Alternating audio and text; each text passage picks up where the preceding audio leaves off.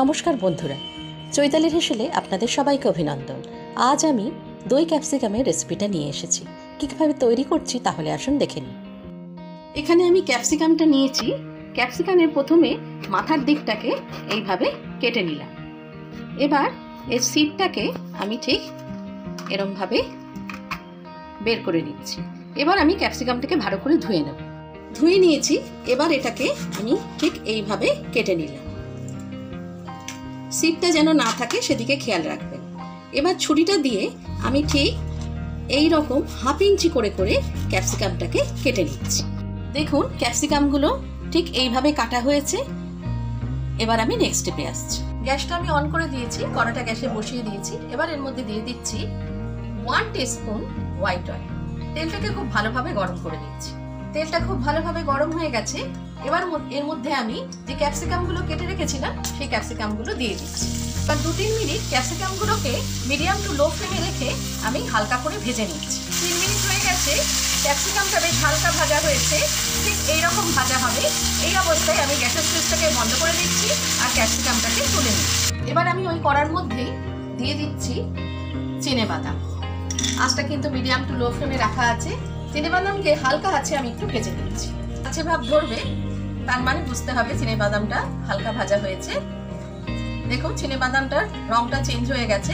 এই অবস্থায় আমি এর মধ্যে দিয়ে দিচ্ছি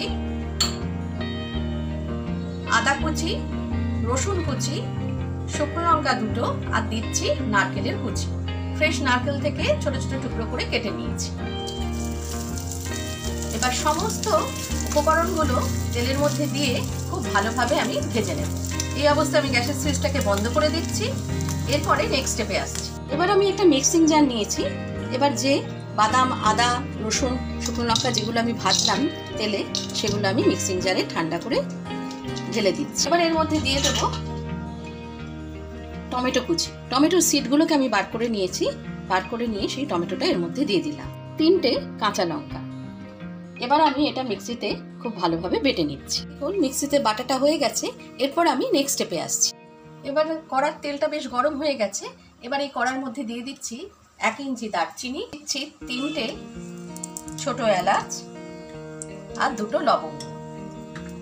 এবার দারচিনি, এলাচ, লবঙ্গটাকে খুব ভালোভাবে ভেজে নেব।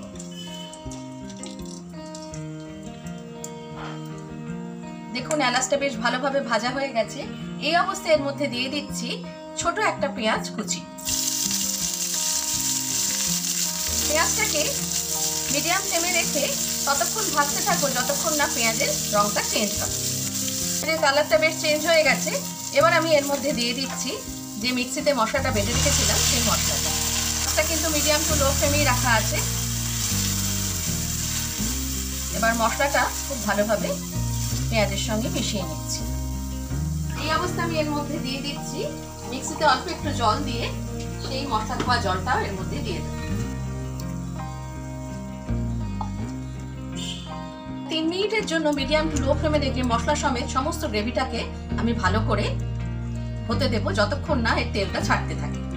এখানে আমি 1/2 কাপ টক দই নিয়েছি। টক দইটাকে খুব ভালোভাবে ফেটিয়ে রেখেছি। ওদিকে পেঁয়াজ সমেত মশলাটা ভাজা হচ্ছে। এবার আমি টক দইয়ের সঙ্গে মিশিয়ে দিচ্ছি ধনে গুঁড়ো 1 চামচ, হলুদ গুঁড়ো 1 চামচ, লঙ্কা গুঁড়ো 1 চামচ, জিরে গুঁড়ো 1 চামচ, কসুরি মেথি 1/2 চামচ। এবার সমস্ত মশলাটাকে দইয়ের সঙ্গে ভালোভাবে মিশিয়ে নিচ্ছি। দেখুন মশলা থেকে তেল ছাড়তে শুরু করেছে।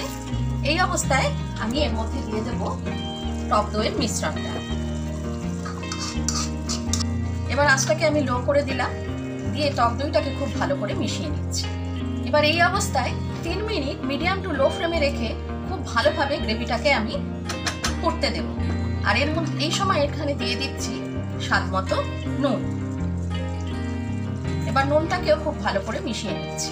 এবার মিডিয়াম টু লো ফ্লেমে রেখে এটাকে আমি 3 মিনিটের জন্য ঢাকা দিয়ে রেখে দিচ্ছি। এবার আমি ঢাকনাটা খুলে নিচ্ছি। দেখুন মশলাটা খুব সুন্দরভাবে মিলেমিশে একাকার হয়ে গেছে। এই অবস্থায় আমি এর মধ্যে দিয়ে দেব 1/2 কাপ জল। এবার জলটাকেও খুব ভালো করে মিশিয়ে নিচ্ছি। এবার আঁচের ফ্লেমটাকে হাই করে দিলাম, দিয়ে প্রথমে 2 মিনিটের জন্য ভালোভাবে ফুটিয়ে নিচ্ছি। খুব ভালোভাবে ফুটছে, 2 মিনিট হয়ে গেছে। এবার এর মধ্যে ভেজে রাখা ক্যাপসিকামগুলো দিয়ে দিচ্ছি। ক্যাপসিকামটাকে মশলার সমেত ভালোভাবে মিশিয়ে নিচ্ছি। আঁচটাকে হাই ফ্লেমে রেখেই মিনিট 2-এর জন্য আবার সব সমেত খুব ভালোভাবে ফুটিয়ে নেব। 2 মিনিট হয়ে গেছে। এবার আমি আঁচের সুইচটাকে মিডিয়াম করে দিলাম, ছড়িয়ে দিলাম ধনেপাতা কুচি। আর কিছু করার নেই, দই ক্যাপসিকাম একদম রেডি হয়ে গেছে। এই অবস্থায় আমি গ্যাসের সুইচটাকে বন্ধ করে দিচ্ছি আর স্ট্যান্ডিং টাইমের জন্য রেখে তারপরে সার্ভ করব। এভাবে খুব সহজেই তৈরি করে ফেলুন দই ক্যাপসিকাম।